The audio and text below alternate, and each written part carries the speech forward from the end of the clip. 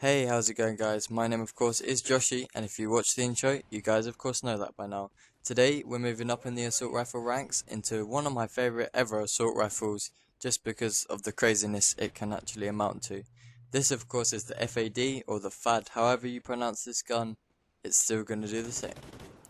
This gun is interesting to say the least. It has its strengths and weaknesses for sure, and so I'm here to talk about the stats and the comparisons, draw comparisons, and give you a loadout. And we're going to get into the stats in just a minute. Hope you enjoy, and hope this can help you out.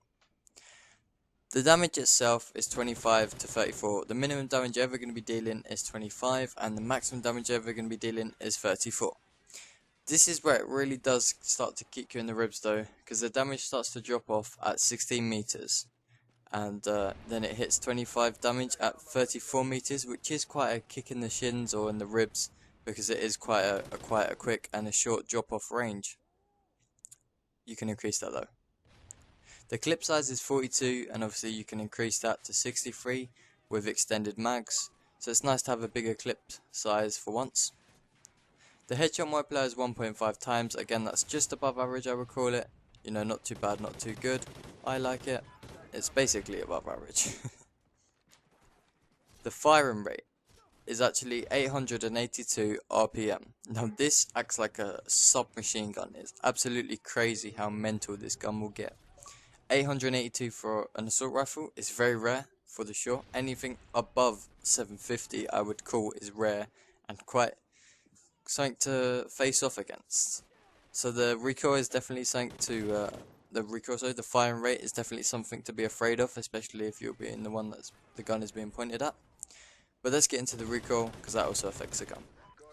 The recoil is mainly an up recoil, and that's at 59. That's pretty high. And then the left and right are both 48 points of recoil. So you're going to be going in a style of an Illuminati triangle recoil. I guess this is common with all assault rifles, so you're going to want to take a few attachments just to negate that and make sure you're all good for the battle that is, upon you soon. Moving on to the squad points, and it's just 6 squad points. Again, it's not unlocked by default like some of the previous guns we've seen, but we're alright with that, guys. It's pretty cool. 6 points you're going to get pretty easily. You play, like a game of kill confirmed or something like that, and you should be able to get those points pretty quick. Recommended attachments, I recommend red dot sight, because the iron sights aren't too well. Red dot sight I take with all assault rifles is just so cool. It helps me to aim down, get the kills, and it just makes me more accurate altogether, so I recommend you take that. The next recommended attachment I recommend you take is foregrip. I told you about the Illuminati recoil triangle, so you want to negate the effects of that as much as possible, and by taking foregrip, that would just negate it as much as possible. Don't think you can do too much more than that. The next recommended attachment that I tell you to take is muzzle brake, because the damage and the range of the drop-off points are pretty short here. It's going to drop off at 16 meters, so you want to avoid and try and increase that range of the drop-off point just to do more damage. Recommended perks, I take Stalker. You hear me with every gun say I want to take Stalker. It just gets you to move around the map a lot easier. And I won't mention agility, but take that as well. The next is focus. Focus, you can look down the sights easier and you won't flinch when being shot at, so you can recenter easier. It's a lifesaver, it really is. As this clip size and mags, if you take extended mags, are so big, I decided to take Scavenger, mainly because it's going to help you replenish your ammo, which you will run out pretty quickly. I'm not going to lie. The reload time is 3.9 seconds empty and 3.23 seconds loaded.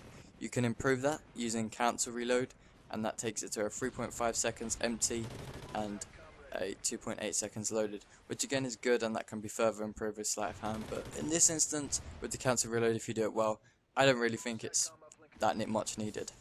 The reason why I take red dot sights, we're going to get onto that now, to the iron sights. The iron sights are good for long range. They're not too good at moving or fast-paced engagements, meaning that if you're moving about and you're getting in and out of cover, you are going to be having a little bit of trouble with the iron sights. That's why I opt to take red dot. I just take red dots on every assault rifle. That's just how I rock red dot sight. The aim down sight is in and out. Aim down sight, sorry, is 0.3 seconds. This is again basic and average, I believe, with every single assault rifle. And then moving on to another average is the penetration is medium. I think that's the same for most assault rifles. If you want to go overkill and increase that with armor piercing bullets, then go ahead, be my guest. All in all, this gun is so epic.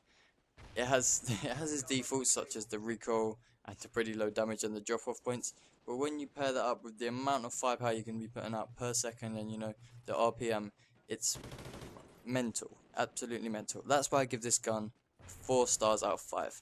It didn't make 4.5 stars because it had 2 faults. 2 of those faults. One of them is the Illuminati recoil triangle, as you could say. It just put out, I tried using it with iron sights, I tried using red dot sight, I took for a GoPro and maybe it will work, maybe I can do it. I was jumping all over the place. I could not hit the person to save my life. And again, maybe it's just me, maybe you guys are really good with handling recoil, maybe you guys are really good at recentering.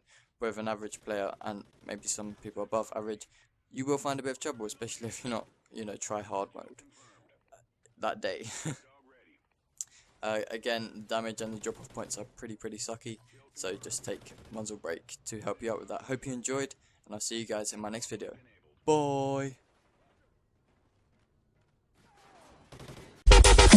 Are you ready?